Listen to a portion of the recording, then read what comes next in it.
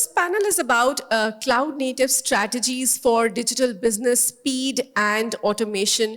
Now, cloud-native is a predominant IT trend in the enterprise right now as organizations try to get matured in their digital endeavors. This is something that we've been talking about through the day, and I don't want to launch into a preamble to talk about the benefits of a cloud-native approach. Instead, I'll just let the great minds here do the talking. So we'll do a level set with Mr. Mahajan. Mr. Mahajan, why cloud-native and why now? How do you think it's going to impact the development approach, the organizational mindset, and also the overall skill mix within an organization? Hi, so good afternoon to everyone. So interesting question. I think you said why cloud and why now? I think why now is probably not very relevant because companies have already done it. Now, why now I think is more about we have been left behind, so this is the only way forward, so let's try to catch up. So, I remember that the first microservices implementation we did was about close to a decade back for a company called Pfizer, one of the analytics engine that we wanted to build out because the scale of data was very big and that was one of the only ways of doing it. So there were certain early adopters of that technology. With respect to India, I think things have caught up a lot from a technology standpoint in the last few years, especially COVID being an accelerator for a lot of these initiatives. For a lot of the founder-led companies, I think it was the first real use of technology. They always, there was talks about it, but they had never used it. So I think use of the collaboration tools and all of that kind of fueled what tech can do, in running an organization, even when physical boundaries are kind of non-existent. So that's your second question. The first question, How do you think it's impacting the development approach, the overall skill mix within the organization? Yeah. So I think coming to that, the cloud, basically, I think the native build of cloud application is really important for you to leverage cloud in the right way. So generally, companies would, lift and shift the loads to the cloud, and that's a typical approach of doing it, not only in India, globally. But a native build gives you the capability to, kind of scale application horizontally and vertically, right? So that gives you the real capability to leverage cloud, not only from a application scalability standpoint, but also from a cost optimization standpoint. Because the cost on the cloud can really go bad very fast if you don't design the applications the right way. So I think, and other than that, from a business perspective, people have realized that, cloud is going to be the enabler for you to fuel innovation, for you to be agile, for you to be competitive, right? Because of the speed at which changes can happen on the ground. And then with respect to the resource set, I think the resourcing needs, that's really become a big challenge now, because now since everyone's trying to do it, there is a lot of talent paucity in the market. So this is, I think, a big challenge from an IT perspective. From an organization perspective, I think a lot of the people are already onboarded. So that's a lesser challenge because people are using technology and they're more, I think, more open to kind of seeing those kind of applications in the business side of things, right? So, but I think from a talent perspective, it's a big problem right now. There are a few biggies, so we're trying to leverage partners and we're trying to do some bit of hybrid model where we hire a few talent and outsource the others. But I think essentially that's how it's going to be for the next few years because everyone's moving onto that bandwagon here. Right. Now, Mr. Sharma, a bigger part of the cloud story is unfolding on the business side. Now, when we take a cloud-native approach, it requires a significant shift in the roles and responsibilities within the organization. This can result in, operational gaps and also some of these overlaps because you're bringing in new stakeholders to the technology conversation. Some of the working practices might become redundant. So how do you think organizations can best deal with that challenge? Yeah. Good afternoon, everybody. Yeah. See, cloud native is something which is need of the hours nowadays actually, because business needs solutions at a very fast speed, and for the development, it's very important that they should be in line with the business requirement. Otherwise, they'll be left behind. So what we need is that the uh, when we adopt the applications, make sure that they are more agile, and see that they are delivered at the faster rate. Proper testing is done as far as the cloud native applications are concerned. And more, see, earlier what was the thing is that it was a sort of a lift and shift, like uh, move your data centers to the co-locations, or move to the cloud. But more emphasis is required when the development of the application is there for the cloud native scenario point of view. Right. Now, Mr. Sharma, when we talk about cloud, we also understand the undeniable benefits that it can give you in terms of agility, scalability, flexibility. Why is it that the on-premise is still the dominant architecture? Will the cloud, do you see the cloud overtaking on-prem within your organization? Yeah, actually, So this is a question for Mr. Sharma. Both of you share the same surname. Okay, thank you. Sneha, a bit of introduction before I come to the questions which you asked. BPCL has got two data center. Our own data center has been there for ages. Now we also have moved to the cloud in terms of a digital platform to develop on the cloud, and we are on the multi-cloud. Managing data center is not a very easy task, especially if when you are multiple in a large size of database data centers, especially in the scenarios like pandemic, which is we all of us experience.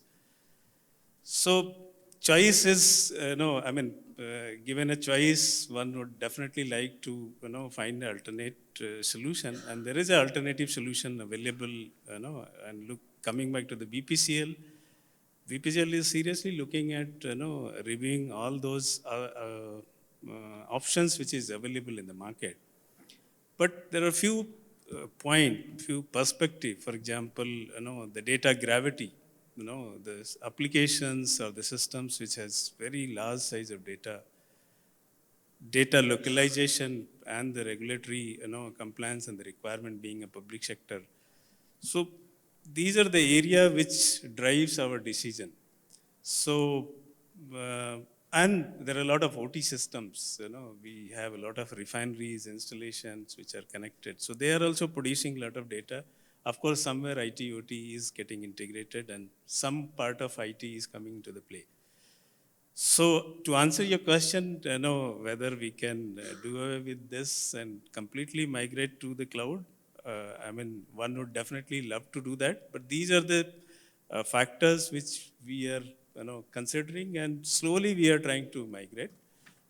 We are also evaluating whether we can, if not, at least, colo or some other options which we can, explore and, employ. Right, and given the scale and scope of your operations, it will have to be a very gradual, incremental journey, right? Now, Mr. Biswas, when we talk about data as the oil, cloud becomes the refinery for it. Cloud becomes the pipeline through which organizations can tap into all that data. So, as a data scientist, what is the appeal of cloud for you? How does it give you more compute, more resources on tap, and how are you looking at it to create some of these data-led innovations within your company? Thanks. Pretty pertinent question for the hour. And good afternoon, everyone. I understand we are in between you and your lunch, so I'll try to keep it crisp and short to the point. So actually, there are a lot of motivations why it excites us and it interests us in terms of a data science practitioner or a data science evangelist. But I'll just call out the top ones. First is it provides us ability to do rapid prototyping and rapid adoption. So, so there has been a significant shift over the last 1 decade. We are moving more to open source tools, platforms, frameworks. Now, having cloud available to us gives us that flexibility in terms of suppose there is an upcoming open source tool which is uh, very, very relevant in terms of solving our business problem, then we can quickly prototype it without much hassles by going through multiple barriers, uh, which we typically would face if we are trying to do something on premise. Second benefit it comes is in terms of availability and scalability. So cloud, because it is having multiple levels of redundancy built in and multiple thresholds in terms of the service level agreement. So we can be assured of and throughout the clock availability, and we can scale it whenever we want. So to give an example, see, we are only limited by our ability to throw as much data to the cloud, and that can be typically be exemplified by both AWS DynamoDB or Google BigQuery. The third reason would be primarily it also provides us a lot of redundancy and assurity. So suppose there is a failure in terms of one or the other aspect of the entire data pipeline. So what having cloud, having your solution deployed on cloud gives you that assurity or peace of mind that there will be multiple repeated attempts which will take place, and in case even after that a failure happens, then you will get the adequate notification, and that is very important when we are growing at a very rapid rate like maybe our organization Adani, because you can all not keep track on everything under the umbrella. You will be only be able to manage things through exception handling. The fourth benefit would be rapid deployment. So rapid deployment as in, because cloud also provides us a lot of flexibility in terms of significant amount of work done in no code or low code work, which gives us or which breaks the dependency on very highly skilled resources, and that helps us in terms of moving very fast with the overall development and deployment. And finally, I would say ease of use. So the serverless architecture. So nothing you have to pay upfront. You don't have to have the headache in terms of managing your servers. You need not worry about anything. Your codes will run as and when you have the demand on the cloud, and you don't have to worry anything about that. So these are the few things which excites me and my fraternity as data science practitioners from a cloud standpoint. Right. Thank you, Mr. Biswas. You articulated it really well, starting from the rapid prototyping and deployment that you spoke about. You also spoke about the fail-safe, the assurance, the business continuity that the cloud gives you. That's really important for business in terms of building digital trust in these times. You also spoke about how it's helping you tap into this entire low-code, no-code movement. All of this really quickens your innovation cycle. When business sees an opportunity, that they can really sink their teeth into a new idea, and with rapid prototyping and deployment, you can get to the market faster with the agility that you spoke about. Now, I want to move to a classic textbook case, a case study on a cloud native company. We have Mr. Bajpai from Credable here, which is a cloud native fintech company.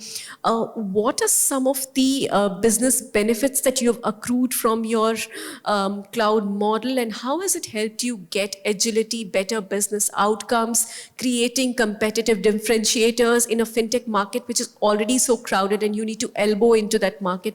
How has it helped you there? So, very listed. I mean, cloud agility. What fellow panelists have already told, that it increases the adoption of technology. It increases the go-to-market strategy for any product, and a lot of fellow fintech players are already consuming cloud strategy. How it has helped the business, I would say the business is now aware that for certain products or certain features which would be required for the market, it won't take a huge turnover time, because they understand that the TAT has reduced from maybe from procuring the hardware to enabling the middlewares to getting the software licenses, and it has been a huge procurement curve which kind of just vanishes as we kind of adopt cloud and we pay as we go. Secondly, also from a scalability perspective, business is now well aware that we can partner with more vendors. We can give the feature sets to other customers, and without fearing that whether we have the infra capacity, whether we have the applications ready for that, whether our APIs are ready to be integrated, because all applications which are cloud born are cloud native, as we say, are all API ready, right?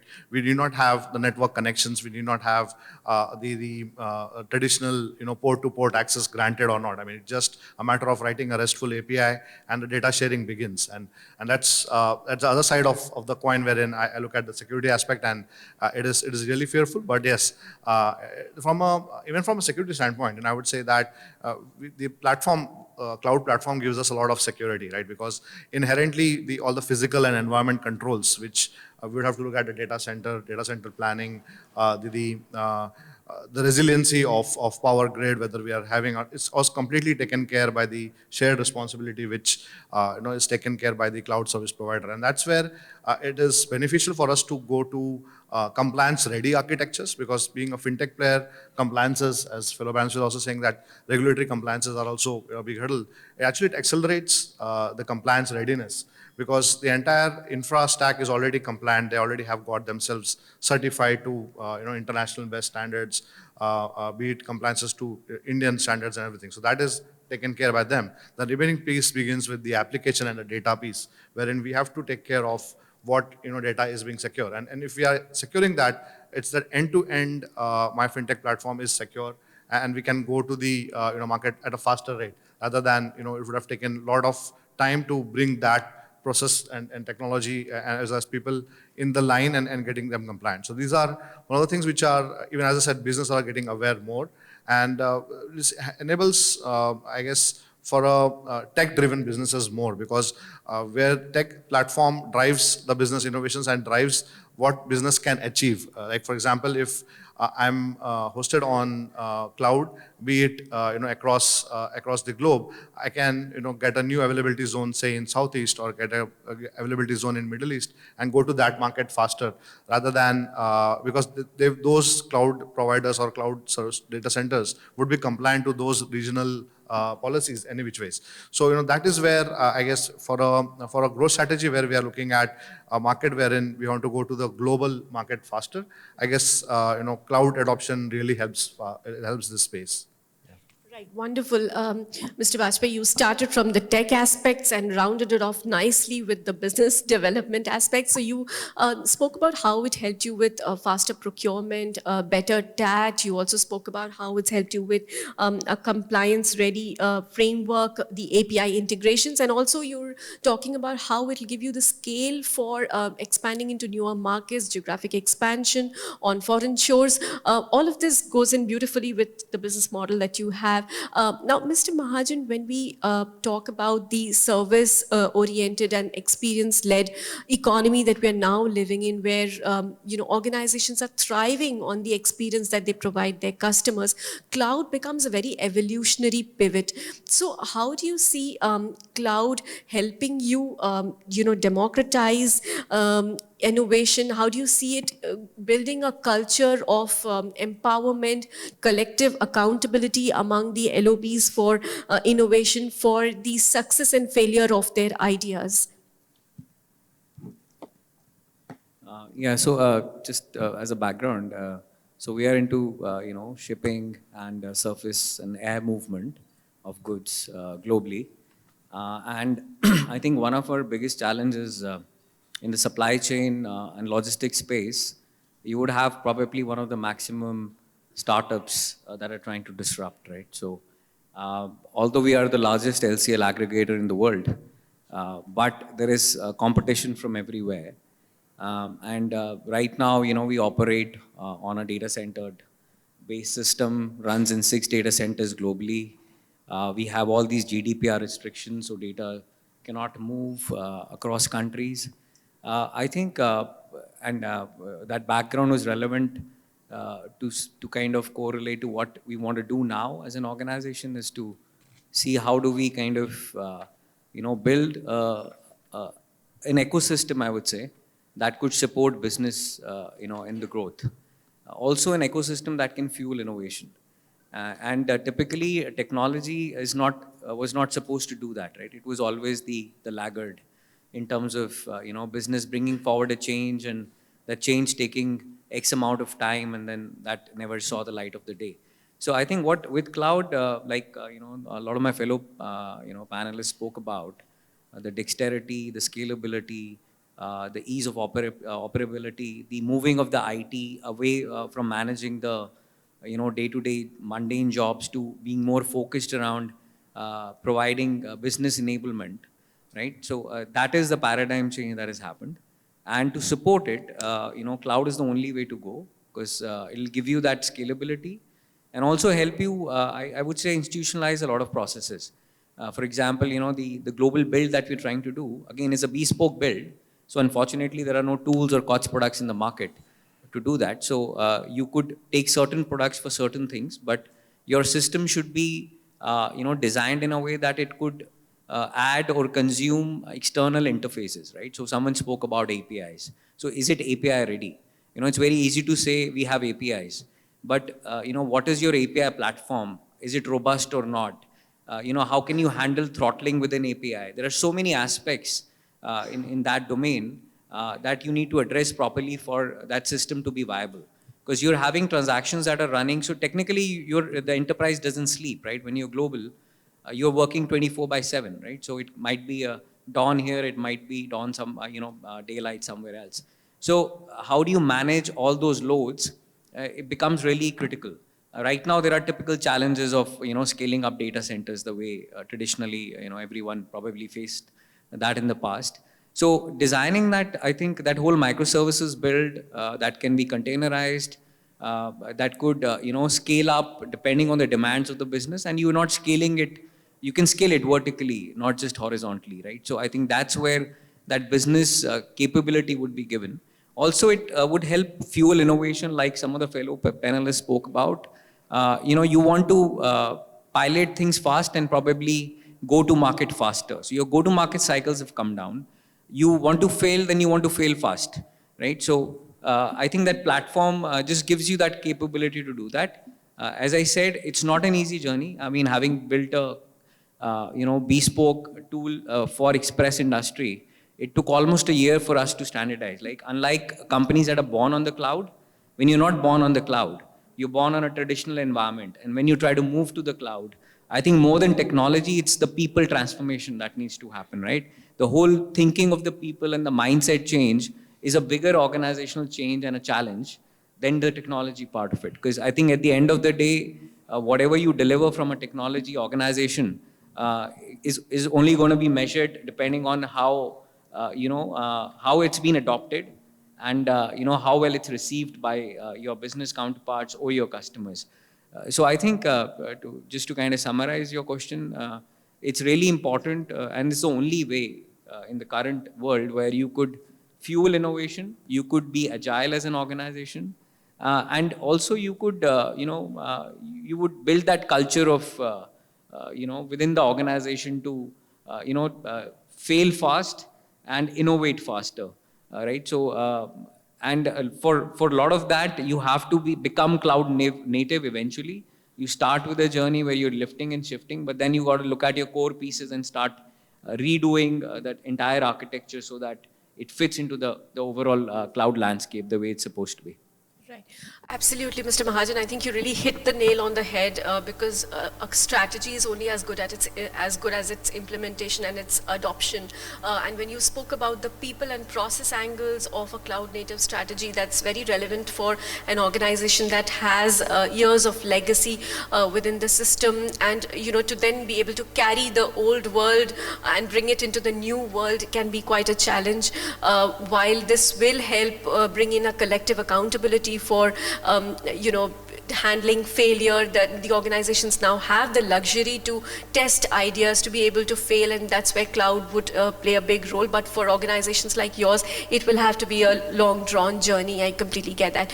Now I'd like to take this to Mr. Biswas. Mr. Biswas, in your previous response you were talking about how cloud has helped you with rapid prototyping and rapid deployment. What are some of the ways in which it has helped you in areas that involve experimentation and have a high opportunity cost? Can you share some examples of how it has helped you create data-led products and services? So essentially, there are significant advancement which is happening in this space, and multiple patterns are emerging from that standpoint.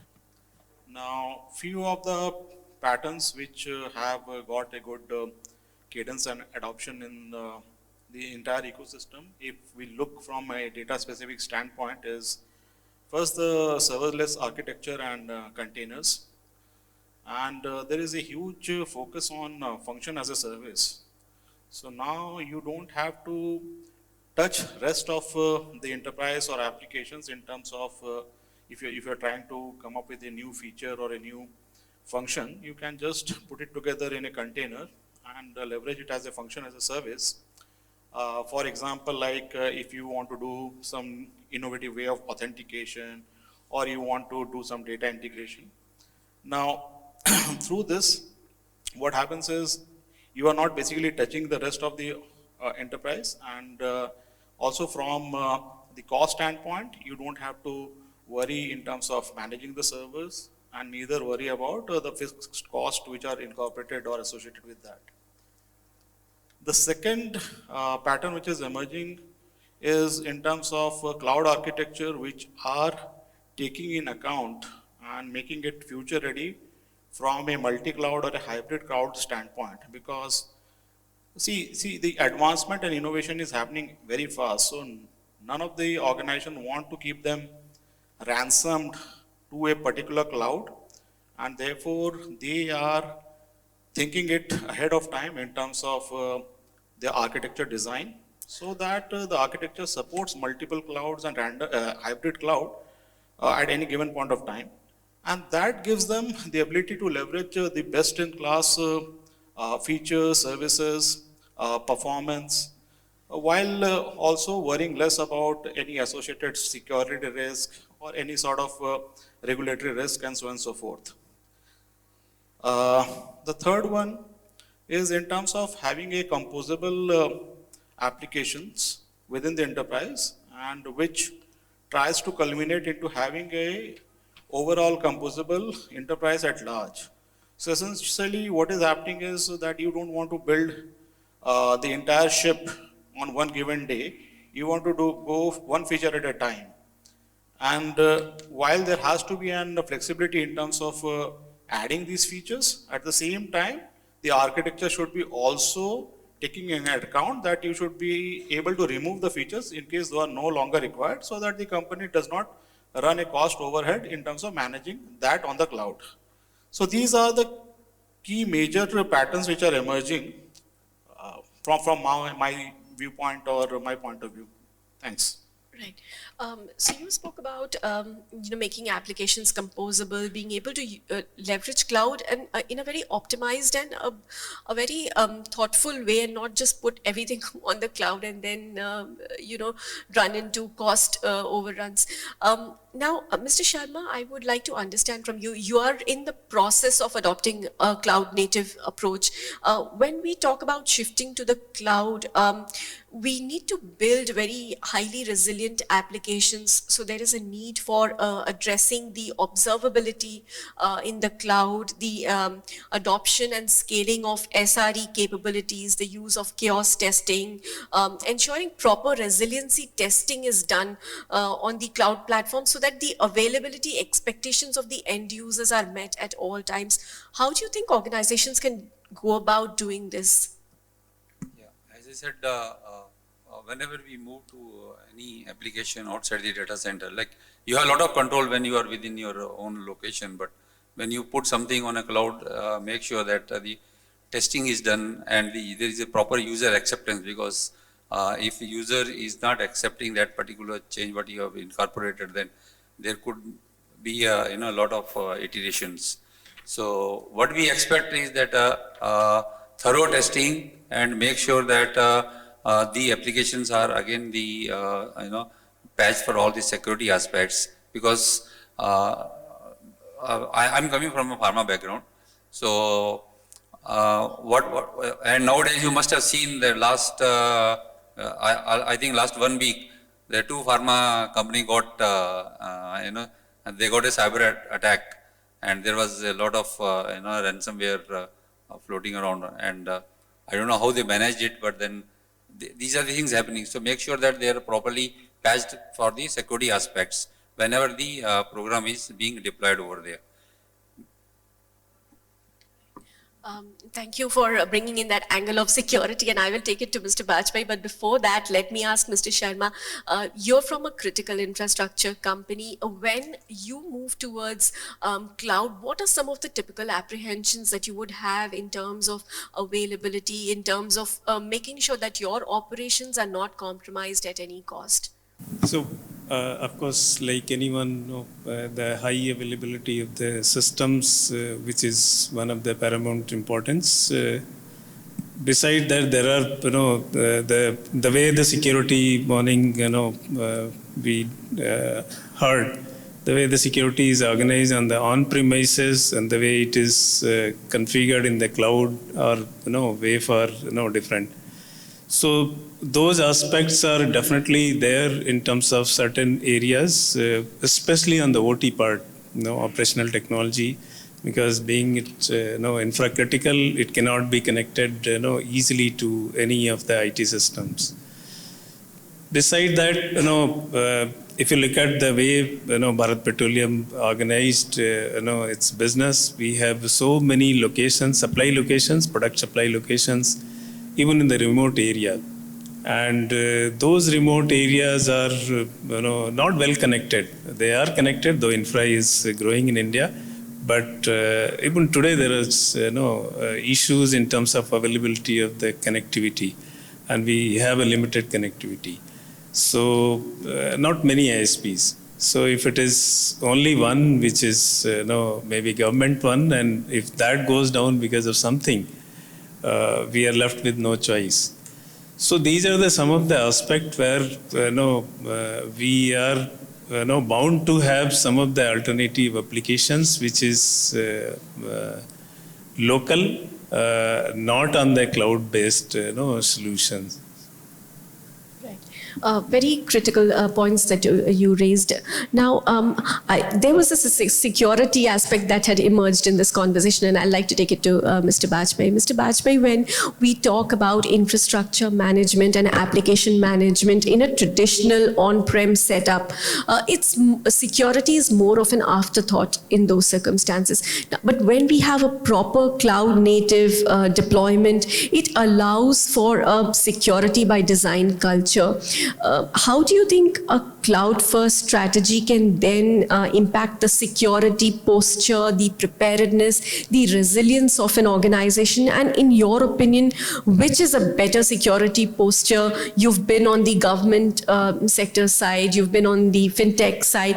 From your experience, which one do you think is a better fit when it comes to security? While I understand that if it's security, there are no easy answers, but which one do you think would be better, and how can the cloud policies be improved to have a better security posture across the cloud environments that an organization might have?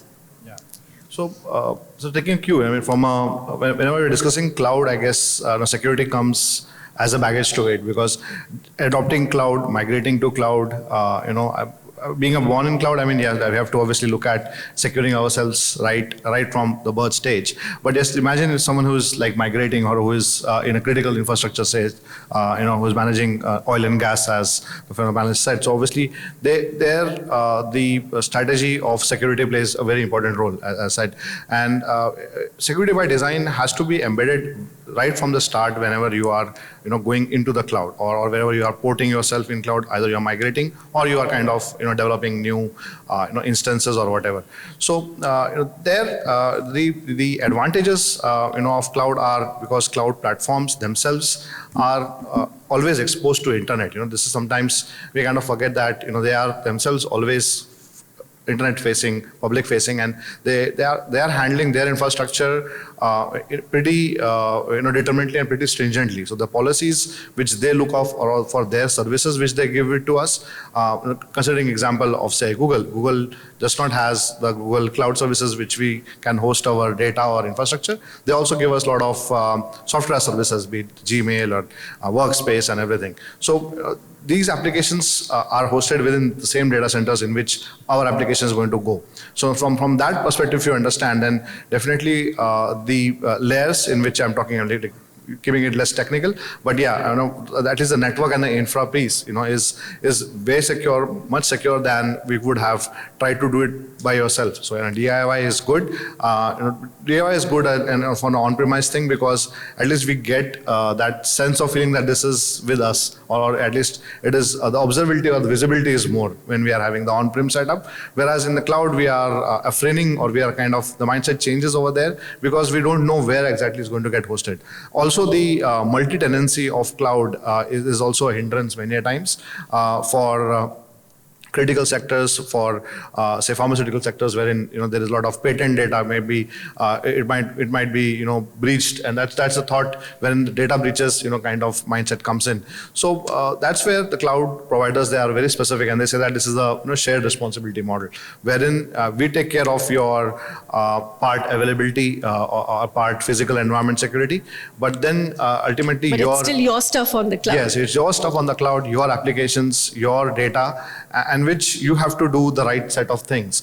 They do provide a lot of platform grade security, and that is really advantageous, right? Instead of me breaking the norm or trying to envisage a lot of different security products, because in security there are many verticals within security for say endpoint protection, for anti-APT protection, there are DDoS protection, there are so many security parameters. But if I look at adopting a cloud platform, I can definitely rely on the platform grade security controls which the platform is offering from upfront, and then then look at from a very specific data perspective as to if I'm handling PII data or financial data. Like in our case, we handle a lot of financial information from banks and our partners. So definitely data masking at application level, be it when it on any front end, the numbers which has to be kind of encoded or masked should be there. When I'm implementing a database, it should be a field level data encryption. So these are the nuances which we can focus on, rather than the security team focusing more on the infra and the network piece, wherein there is just a haystack and we are finding a needle in that haystack. So it becomes more stringent, more robust. And also on the operations side, when I see the security engineering taking a cue from security by design, I feel that in a cloud-first company like us, the security is right inbuilt in the engineering team itself. I cannot have a security team sitting outside and then looking at developers and everything. So that's what they call as sec DevOps, or and there are other terms for a continuous monitoring when there is a CI/CD pipeline. So I guess it is very well gelled up, very well built in right from all the three aspects: people, process, and technology. So I guess that sums it up from a security perspective. Right, very nicely articulated. Now we've run out of time, so we'll move into a very quick wrap up. 30 seconds by the clock, everyone. Integration is a big challenge when it comes to cloud implementations. What advice would you have for CIOs who are struggling with integrating multiple cloud native apps and platforms? What do you think the cloud vendors can do to make it a lot easier? What can they do in terms of APIs, more standardization, timely assistance, better transparency into the database structures? We'll start with you, Mr. Mahajan. 30 seconds by the clock, everyone. Yeah, so I think integration, you look at products to integrate. That's the fastest way to go. When it comes to data integration, look at platforms like having an enterprise data lake where you could dump data and then do your enterprise reporting out of there. Again, from an integration standpoint, maybe invest in a tool like an API platform, and there are a lot of them in the market. I think that's the easiest way to go. You could do integration. You can also run a lot of your AI ML workloads out of the integration platform nowadays. So So I would say invest in a platform, and that will help you speed up the journey. I think all these service providers, they should have standard APIs, to make sure that your applications are properly integrated. That was really short and sweet. So I would suggest that we should look at holistically in terms of if you have multiple cloud approach, multiple data center, different kind of application hosted at different service providers, SaaS, etc. Look at holistically, including your BCP or DR policies, because you might be working with one kind of data center and one cloud where you are active. But when you fall back, probably you may face some challenges. So look at the holistic. While there are solutions around like composable APIs, and there are so many other cloud integration technologies, but approach should be holistic. From my standpoint, I believe you have to think from a future-ready state, and that would mean that imperatively you have to go back to the drawing board, and you have to make the architecture such that at a future date it should be able to cater to a multi-cloud, hybrid cloud environment, because the landscape is changing pretty fast, and if at the onset from an architecture standpoint you are not thinking from that standpoint, then maybe in the future you will be in a pretty tough spot. I would say integration from a security standpoint, I guess the service providers are doing well, but the more is expected from security visibility standpoint, especially when we are on a multi-tenants and when we are handling critical infrastructure. I guess they can provide us with more compliance, more compliance readiness, and more assurances that can actually suffice more faster adoption of cloud into stringent sectors and critical structures like finance.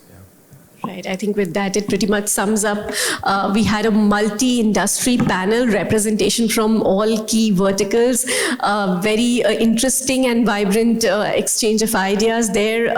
Everyone spoke about the opportunities that they see within their enterprise environment with cloud native approach, the challenges that they are facing, the ways in which they're trying to make it work, the art of possible that they see within their companies in a cloud native environment. And they also had an advice or two for everyone on how you can make that journey a little more smooth with better integration, better security, compliance. Thank you so much, gentlemen. It was wonderful listening to your insights and perspectives. Thanks once again. Thank you.